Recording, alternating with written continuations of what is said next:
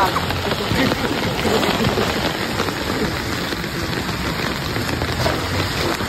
lang to. Ayan guys, nakahalap na ang ating mga baboy na pambenta. Ayan. Siyam na piraso. Yung isa kasi iniwan natin pang hinahingin. Ito po ngayon yung mga binenta natin na partner. Ayan. Yung nakalalaki. Tapos yung iba nagpapasaway. Ayun sa tubigan, no? Nagniniloblob.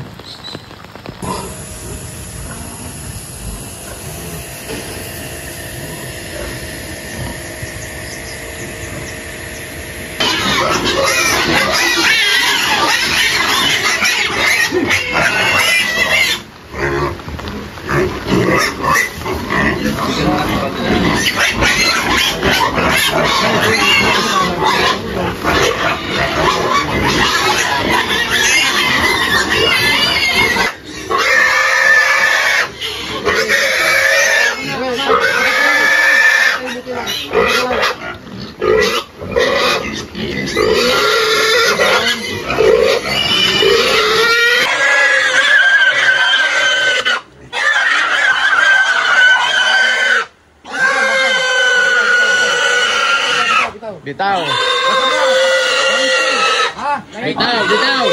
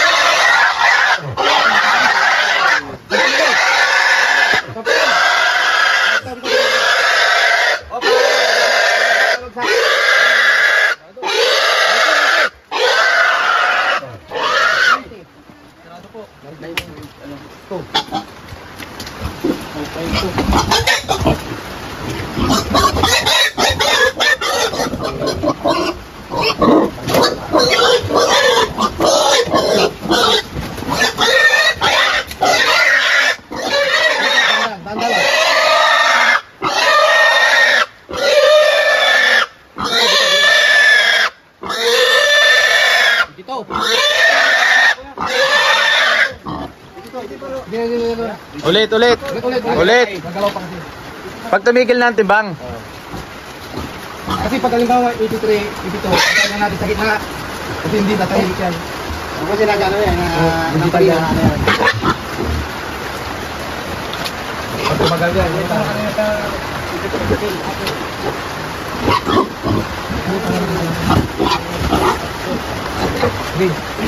dahan-dahan lang kasi pagbitaw, dahan-dahan.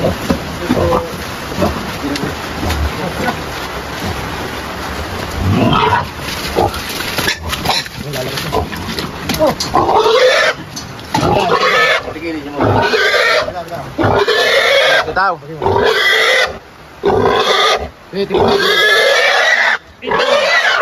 Ito ha. Ito lang ano. Yan bigyan na kita ng tutor.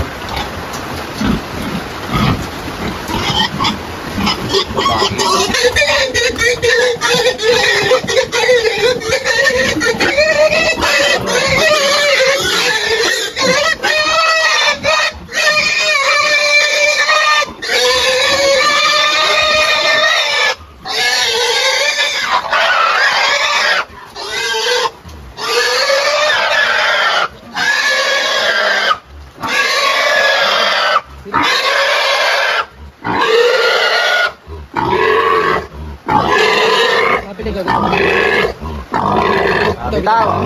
Bitaw. Maluto. Oh,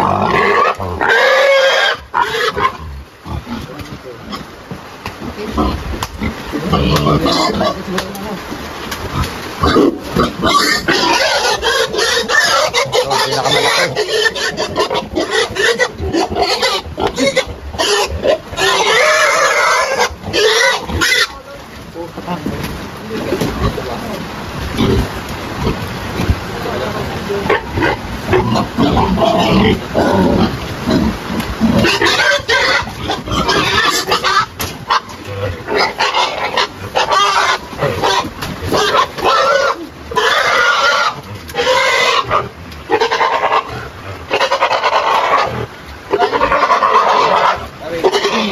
Dali lang.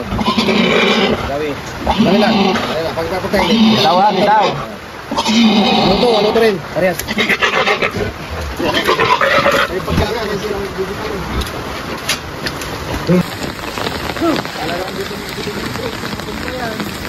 Hey! Bawa ka lang. Bawa.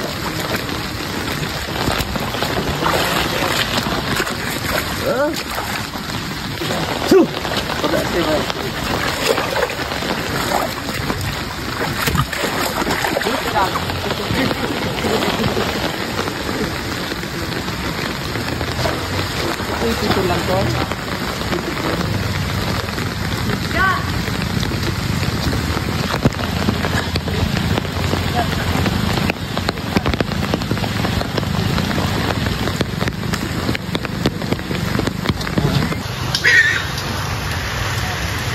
Tapos yung entry pati yung entry. Para makargahan.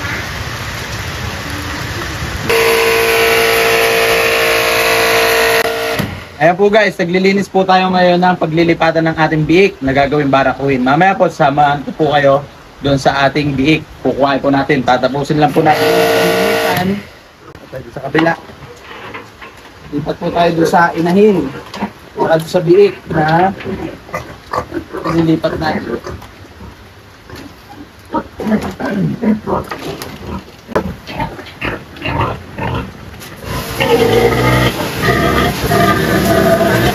So guys, yung inahin nung biik na ililipat natin. Ayan guys, kung mapapansin nyo po, yan. Iisa lang ang naging biik niya. Sa laki-laki ng inahin natin, iisa lang po ang naging anak. Yan po ay tatlo guys. Tatlo yan. Yung dalawa, patay nung nilabas. Isa lang po ang buhay. Yan. Nagpa-family planning po siguro ang ating inahin kung bakit ganyan ang inilabas niyan. Ito po ay hindi ko na mga nakuha ng mga nakaraan kasi medyo na-disappoint po tayo kaya nagpahinga muna tayo sa pagbablog. Ngayon po, tuloy-tuloy na po ulit tayo. Ito pong ginagawa natin, ilinis na po muna natin para pag alis natin dito ng biik ay malinis na kasi po magtutrok tayo ng purga at vitamins. Lilinisan po muna natin para malinis po pag-process natin mamaya. Okay?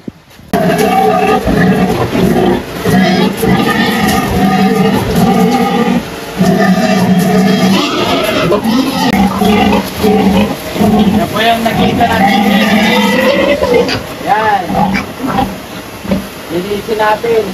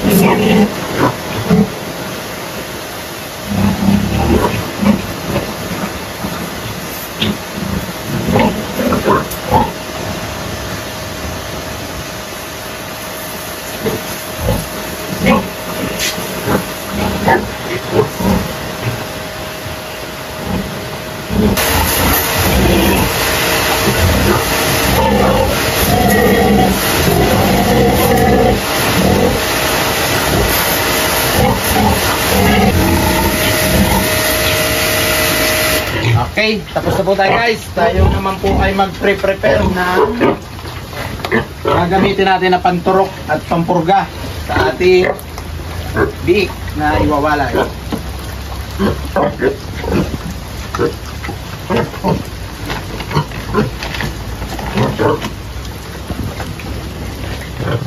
And guys, turokan po muna natin ng vitamins, and then pakataas nito yung pampurga naman po ang ituturok natin.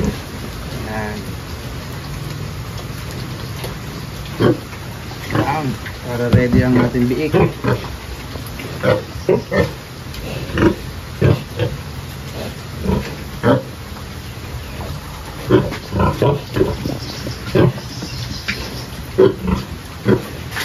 Yun.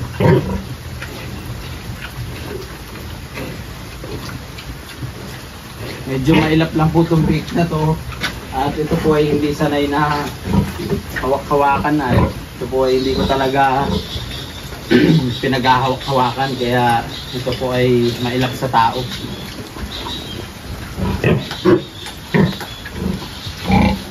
Apit naman.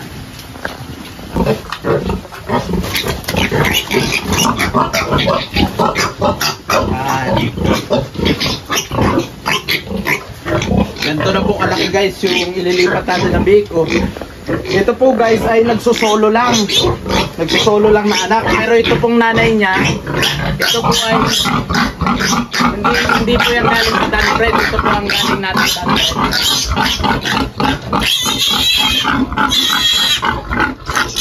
Turok.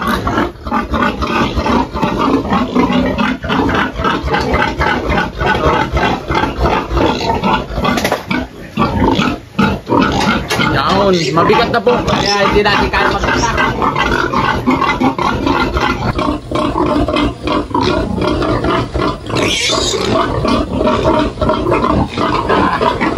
Ang gano'n na ako. Grabe ako pagpawisan kasi ang laki na masyado.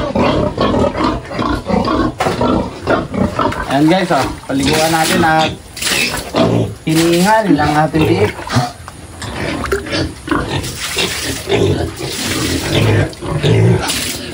Ayan. Tapos na guys. Tapos na po natin purgahin. Tapos na rin po natin bigyan ng vitamins. Tapos na ilipat na po natin dito sa ating bagong kulungan ng mga biik. Ayan. Dito po natin nilalagay ang mga bagong walay natin ng mga biik. Ito po ngayon, ito na po magiging kulungan niya kasi nag-decide po ako na itong nag-iisang anak na to para makaganti man lang ako, siya po ay gagawin kong barako. Dahil dito sa ating mini farm ng pig farm ay wala pa po tayong sariling bore. Wala pa tayong sariling barakong baboy. Kaya yan, tingin ko po ngayon ay panahon na para gumawa tayo ng barakong baboy. Para hindi na tayo bumibili ng mga similya. Ito pong baboy na to, itong biik na to, ito po ay sinumpit ko galing Dabsike. Yan. Yung nanay po nito, sinumpitan ko ng binili kong panumpit galing Dabsike, yung similya. At yun po yun. Yan. Yan. Yan pong inay na yan ay galing lang po dito sa pinsan ko. Tapos yung pong dalawang katabi, pakita mo yung dalawang katabi, yan, tsaka yan, yan po ay Danbred. Yan po ay umanak ng 19 at 18. Tapos ito naman pong isa, yan, ito pong yung dito lang, ito, yan po ay tatlo lang po ang inanak, tapos patay pa po ang dalawa. Yan. Tapos ito na po ngayon yung buhay na anak niya. Ayan. Nag-decide po tayo na gawin natin siyang burlet para makabawi-bawi po tayo. At nakikitaan ko rin naman po ng potential kasi ayan no.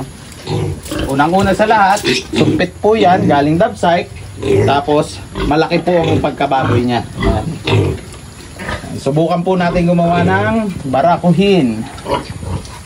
Tapos ito naman po yung iba natin na biik.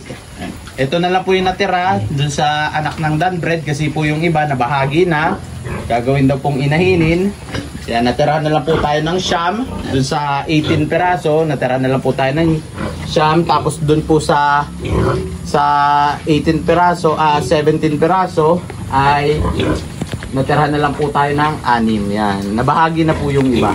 Tapos ito na lang po yung mga natira. Ito po ay gagawin na nating fattener. Pambenta po by December. Okay guys, hanggang dito na lang po ang ating video. Maraming salamat po sa pagsama nyo po ngayong video na to. At pasensya na po kayo at medyo natagal-tagalan tayo mag-pinost dahil po tayo ay medyo naumay at na-busy din. Yan, hanggang dito na lang po. Maraming salamat. Peace!